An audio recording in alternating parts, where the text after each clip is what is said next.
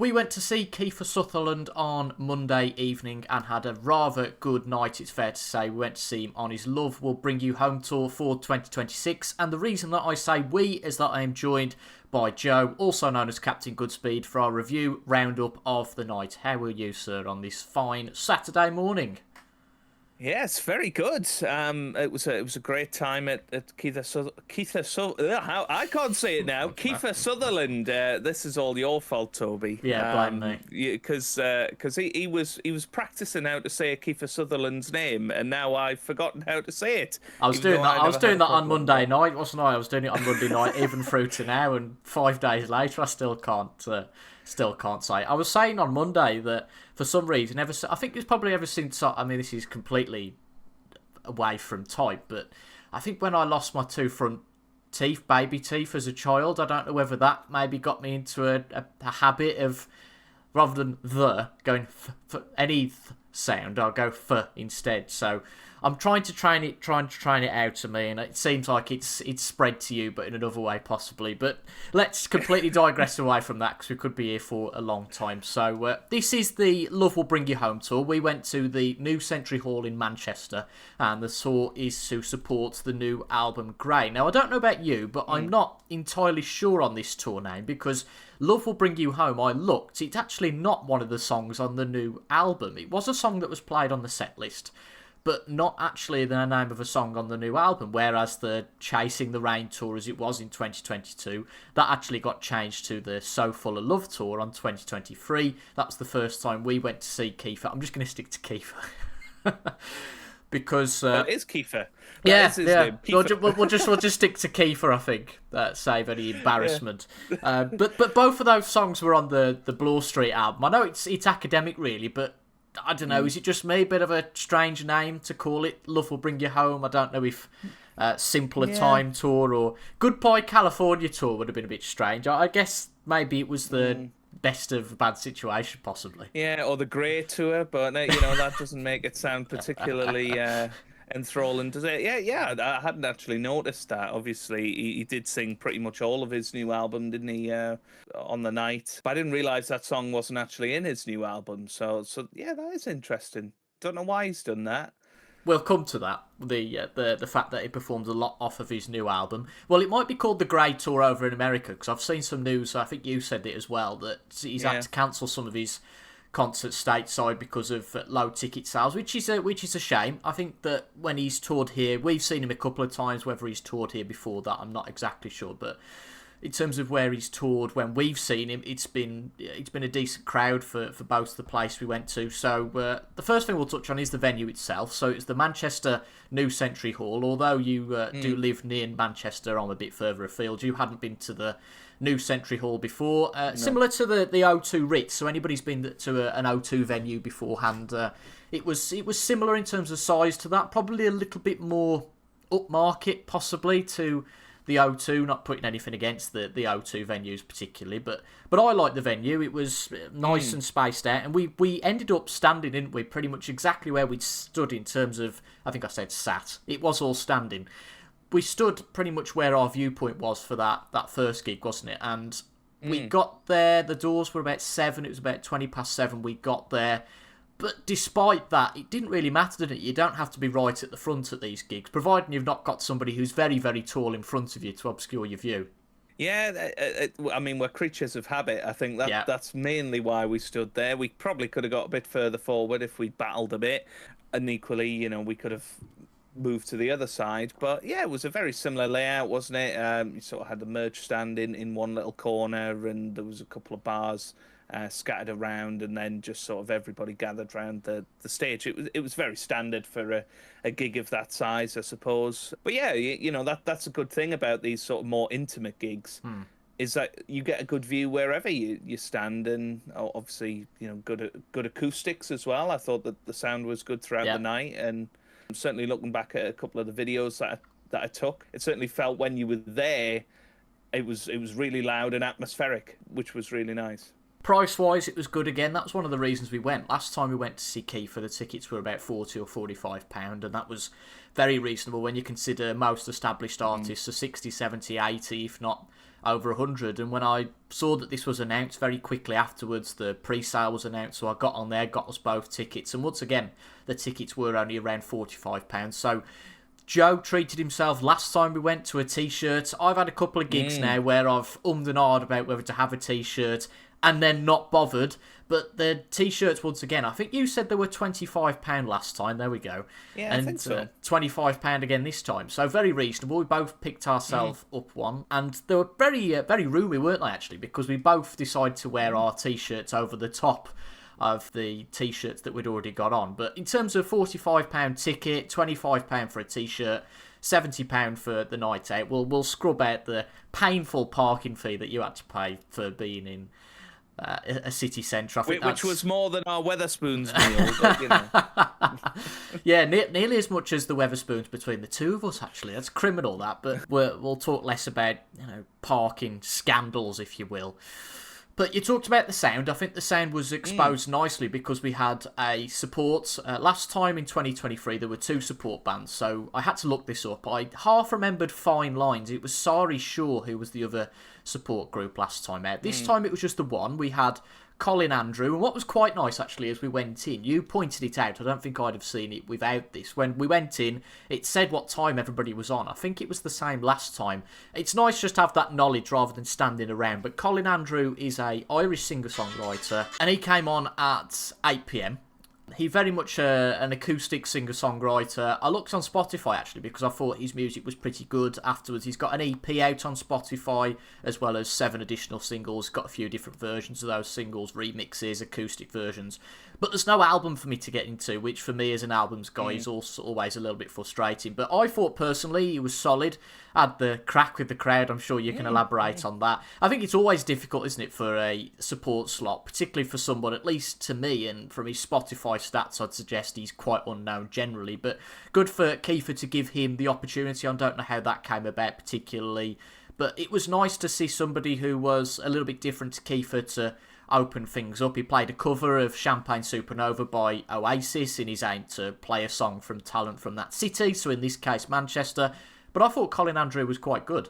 Yeah, definitely. I think you kept referring to him as Roy Keane with his sort of dry wit on the stage. Mad for it. Yeah, he was great. I thought all of his songs were sort of good length. There was a decent amount of crowd participation that was sort of encouraged, which is nice. It's always nice for a support act to do exactly what they're meant to do and warm up the crowd, and I think that's exactly what he did.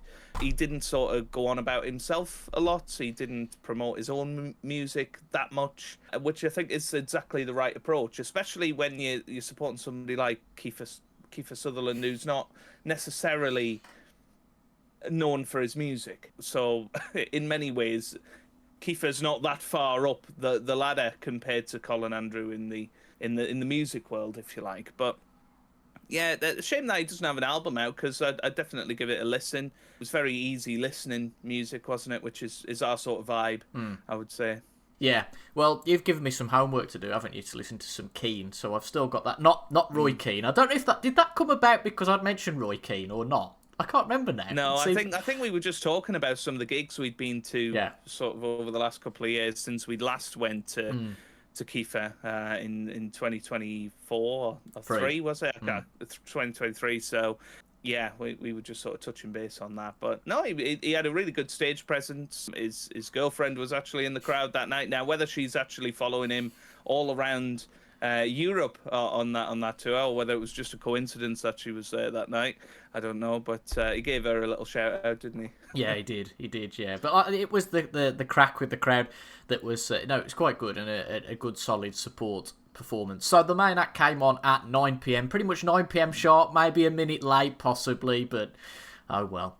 But I think, as you've said, Kiefer was in great form. He got a good band behind him. There was a great sound. The first time we went to see Kiefer, I was a little bit sceptical, because when you're going to see anybody for the first time, I suppose, but particularly somebody like Kiefer, who had transitioned from the acting world, a little bit sceptical, but he was really good on that first time we saw him, which was one of the reasons why we went again. It was a good night. It certainly was really good.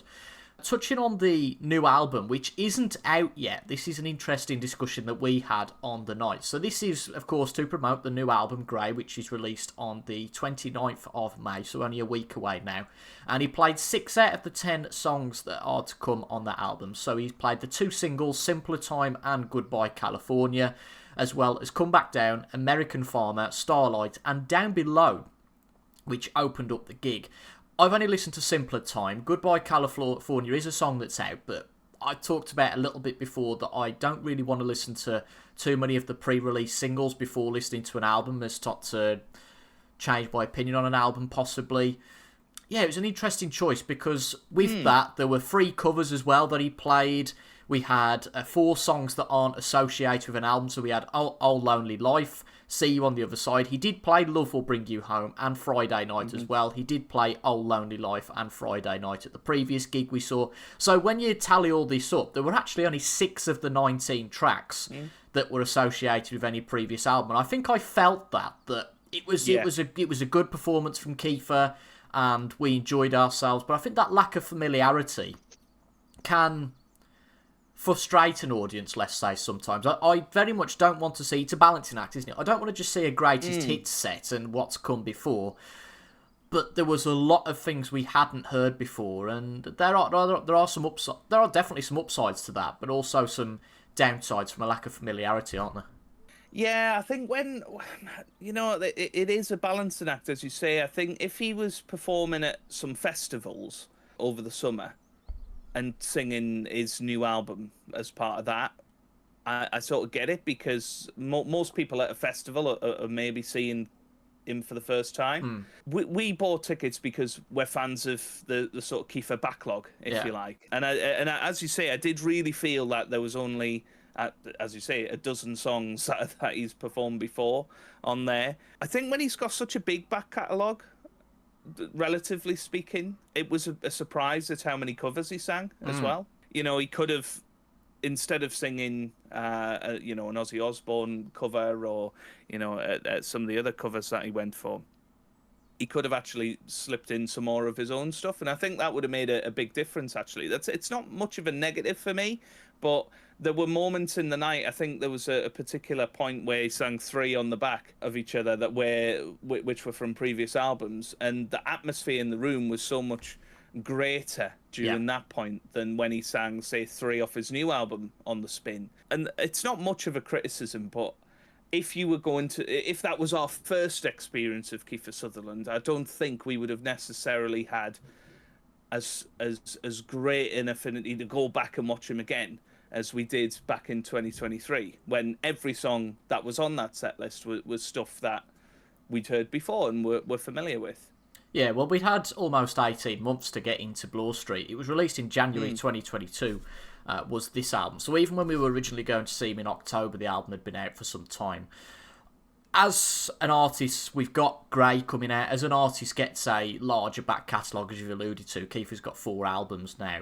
It is difficult to know what to play more so. I think that there's some definite concert staples now. You talked about some of the ones from previous albums, but the ones that really stood out for me: Something You Love, Chasing the Rain, Down in a Hole, Two Stepping in Time. I think those ones will become concert staples for Kiefer, I hope anyway, because those ones are great live. In terms of the covers, in terms of the set list on Setlist FM, there were 3 covers in the set list. Only Happy When It Rains, which was the second song on the night, which I was actually gutted about, because he played Down Below the first song and then Only Happy When It Rains, which I thought both of those songs were relatively heavy, not in terms of quote-unquote heavy like metal as such, but because of the volume that's played live, songs can sound heavier. But I figured if both of these were on the new album, then the new album might have a bit of a heavier sound than Bloor Street. But actually, it turns out that Only Happy When It Rains is a Garbage cover, which I certainly hadn't heard before. My only encounter with Garbage is their Bond theme. He played Can't You See as well, and he also played In the Air Tonight from Phil Collins, which he does a good cover of. The original track is an absolute banger, as the kids would say, an absolute classic, so you're not going to eclipse that version, but a solid version of that. He played that, I totally forgot about this, he played that on the BBC Radio 2's Piano Room in Feb last year, but I actually had a look. Did you know that he played Goodbye California in that set as well? in Feb 2025. He did. That's interesting. Yeah, I didn't know that. I have listened to Goodbye California quite a bit since the concert, and I can't quite put my finger on it, but there's a familiarity with it of one of his other songs, and I'm desperately looking through his album to figure out which one it is, to try and work out which one it is. But genuinely, if you listen to it, you will probably feel like you're listening to one of his other songs, and that's not a bad thing. Yeah, definitely, that's a good thing. I really like that song, but I cannot work out for the life of me which song it is, and I am quite familiar with all of his songs. They're all in my regular playlist. I would never sort of skip any Kiefer that comes on, unlike some other artists that we know. But yeah, I didn't know he did it in the piano room. I did know he did In the Air Tonight, because it's such a distinctive cover. Yeah. It's very, very different to the Phil Collins version. That's the nice thing about when somebody does a cover, isn't it? You don't want to just see somebody do a copy and paste of the same song. As you say, he's got his own style to it. Whether I like it as much as the original, which is a brilliant song, I probably don't. But it's a solid version of it, as like you say, really. It would be nice if he released that somewhere, because I've heard him sing it a couple of times live, and I always like it, and it would be nice to just have another version of that great song, as you say, in my repertoire, if you like, of playlist songs. Yeah, it makes me a little bit irritable as well. You know that I'm one for albums, but even as a single, the 4 songs that he played as well, Old Lonely Life, See You on the Other Side, Love Will Bring You Home, and Friday Night, there is no record of those. There's no studio version or release version. There was a live album, if you will, recorded on the night, from what I heard, or snippets of live stuff. So you can actually buy the live performance for $5.99 from the Manchester New Century Hall, which was an interesting idea. I know you scan the QR code, you can get that from the store. From what I read, I haven't read a lot. I don't know whether it was the full concert though, whether it was just excerpts from the concert. It wasn't explicitly clear, but maybe some of those songs might be available in that way anyway. But I think from what we've said, really, as an overall perspective, I think because of the amount of songs he played from the new album, and because we haven't had time to listen to that album, and I definitely subscribe to playing music from a new album, because after all, the gig is to promote the new album, and as you say, has a secondary purpose from our view as well, to enjoy the old stuff. I felt, and I think you will as well, I'll let you elaborate, I thought it was a little bit weaker than the first time we saw Kiefer Sutherland, but nevertheless, we both had a great time, had a great evening, and it was really solid stuff. And I think you've said, in fact, I'll probably let you say it, I'll paraphrase, that we'll definitely go and see him again. Closing thoughts? Yeah, definitely. I think if last time it was a sort of 9 out of 10 performance in 2023, I'd say this was a 7.5 probably. It's not a massive criticism. It is just that familiarity of it. I'm a massive Take That fan, for instance, and I go and see them live every time that I see them. And obviously I've got massive familiarity with everything that they sing. But there are still a couple of hidden gems maybe from other albums that I'm not as familiar with. When I know that they're on the set list, I'll get familiar with them. I didn't have that chance with the Kiefer stuff because it didn't come out before the tour. So I guess if it was in a couple of weeks, I think it would probably raise up to that 9 out of 10. It was nothing to do with Kiefer's performance. It was simply just my familiarity with it. But yeah, great time, and really looking forward to seeing him again when that opportunity comes. Super, because we've had 4 albums now in 10 years. So we had, was it Down in a Hole, the first album? Down in a Hole, yeah. I'm not that familiar with that one because I haven't got that on CD. That was just released in the US, so it's only available as an import. But we had Reckless and Me in 7 years ago now.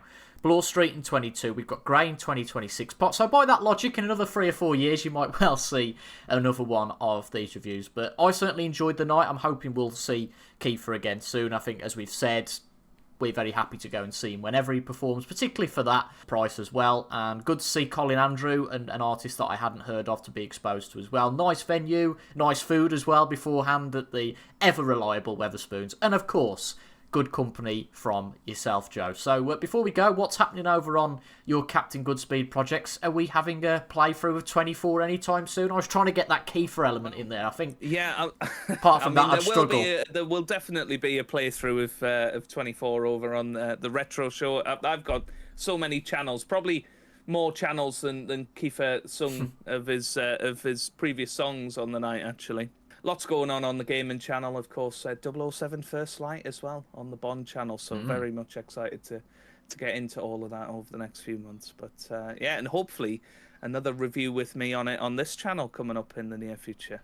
Indeed. Well, thank you all for joining us. Awesome to have you for the review. Come along for the review, Joe. And hopefully we'll see you all again soon for either some content over on Toby Jones Talks Music, indeed Joe's channels, Captain Goodspeed, etc, etc, etc.